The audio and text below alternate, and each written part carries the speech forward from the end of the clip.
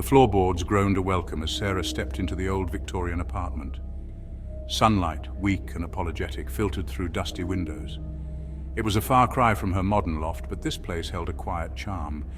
She envisioned cozy evenings, books piled high, the city's murmur a distant hum. A fresh start. Her meager belongings looked lost in the cavernous space.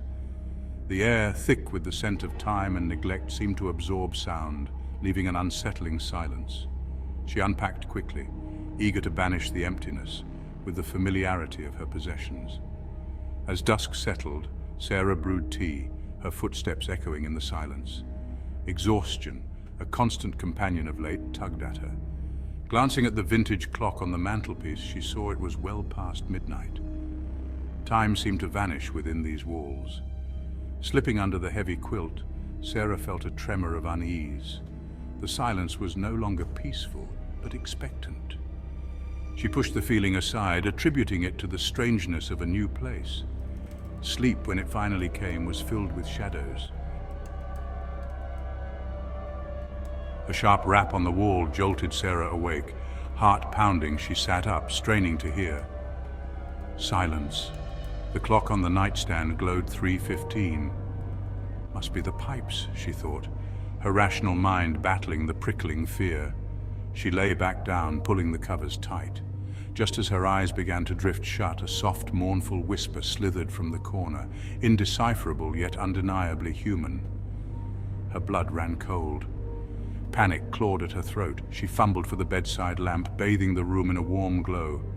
The shadows retreated, but the fear lingered, thick and cloying.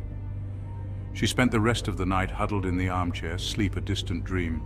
Morning brought a fragile sense of normalcy. Sunlight seemed to mock the terror of the night. It had to be the old building settling, she reasoned, her voice trembling slightly. Yet, a seed of doubt had been sown. The following nights were a torment. Always at 3:15, the disturbances returned. The rapping grew more insistent, the whispers louder, laced with a chilling malice. Exhaustion gnawed at her, leaving her jumpy and filled with a constant low-grade dread. Shadows seemed to lengthen in the corners of her vision. Objects moved inexplicably. The scent of damp earth clung to the air, heavy and suffocating. Her once bright haven had become a prison of fear. Sleep, when it came, offered no respite. Nightmares plagued her, vivid and terrifying, always culminating in the same horrifying image, a pair of glowing red eyes watching her from the darkness. She tried to rationalize the events, but the explanations rang hollow. Fear, insidious and relentless, wormed its way deeper into her psyche, threatening to consume her.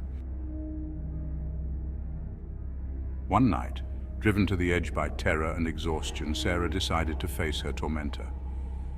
Arming herself with a flashlight, she waited for the dreaded hour.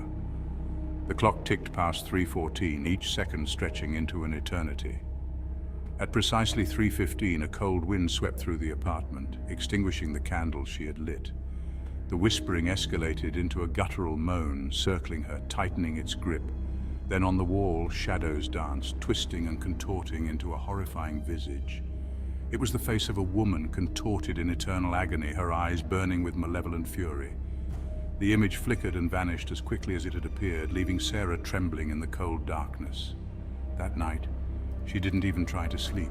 Huddled on the sofa, she waited for the dawn, clutching a kitchen knife for comfort, her mind a whirlwind of fear and desperate questions.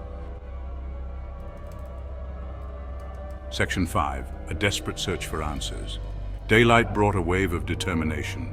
This was her home, and she wouldn't be driven out by unseen forces. She would find answers, even if it meant confronting her deepest fears.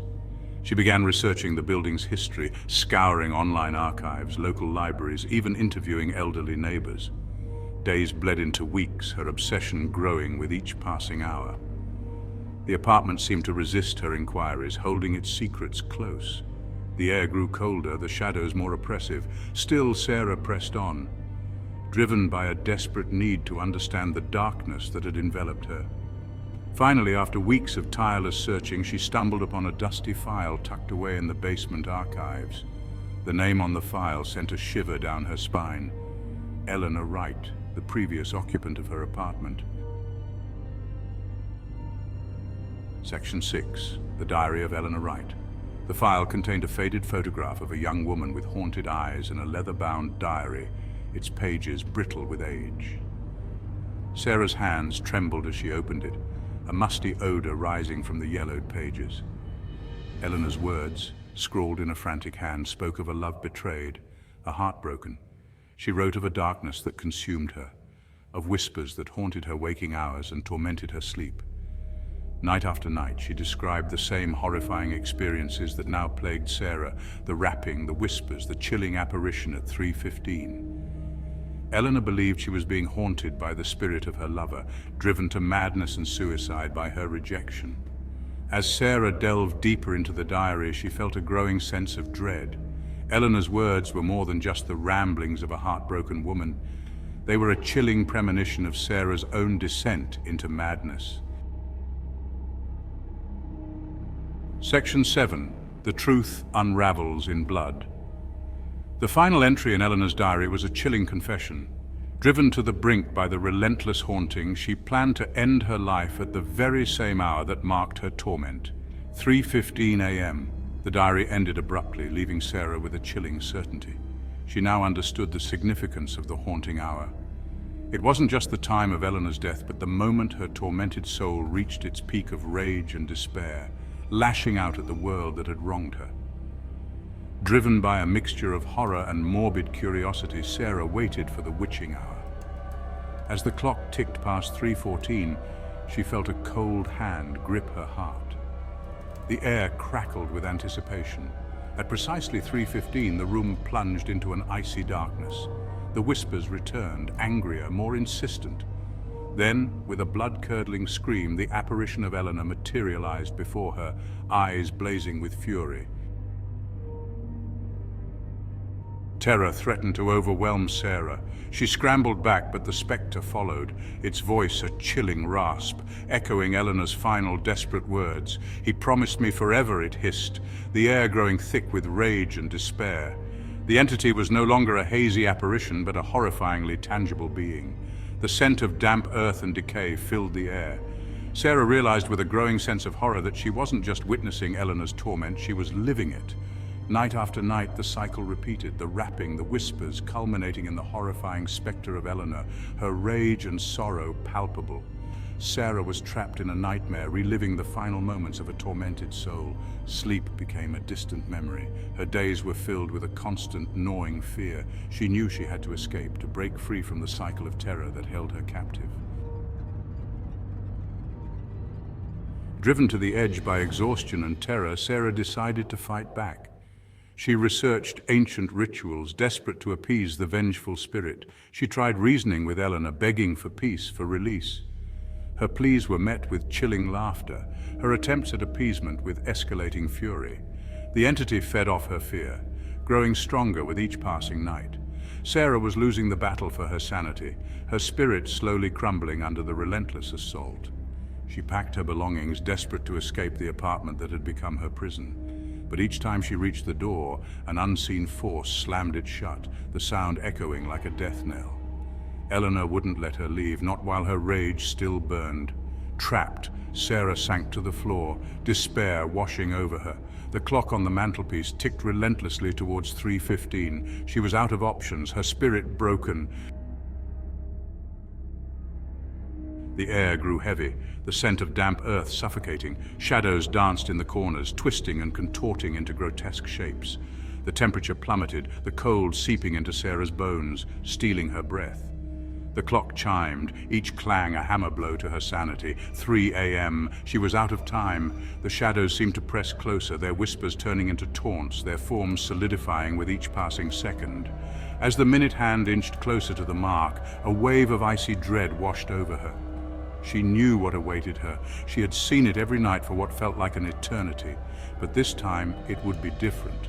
This time, she wouldn't be a mere observer. Sarah closed her eyes, tears tracing icy paths down her cheeks. She had fought, she had hoped, but it was no use. Eleanor's rage was a force of nature, inescapable, unstoppable. She was powerless against it.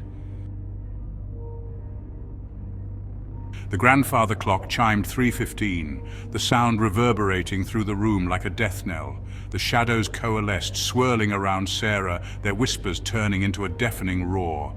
Then silence. A bone-chilling cold enveloped Sarah, stealing her breath, freezing her to the core. She opened her eyes, her vision blurry, her body trembling uncontrollably. The air crackled with unseen energy, the scent of decay overwhelming. And then she saw her. Eleanor stood before her, no longer a hazy apparition, but a horrifyingly solid being. Her eyes, once filled with love and longing, now burned with a cold, malevolent fire. Her voice, once sweet and melodic, was a chilling rasp, echoing with the pain of 1,000 shattered hearts. "You will join me," Eleanor hissed, her words dripping with venom. "In this prison of despair, we will be together, forever." Sarah's scream died in her throat as the shadows engulfed her, dragging her down into the abyss of Eleanor's madness. The clock on the mantelpiece continued to tick, its steady rhythm a mocking reminder of the endless cycle of terror that awaited her. If you enjoyed this haunting tale, don't forget to like and subscribe for more chilling stories.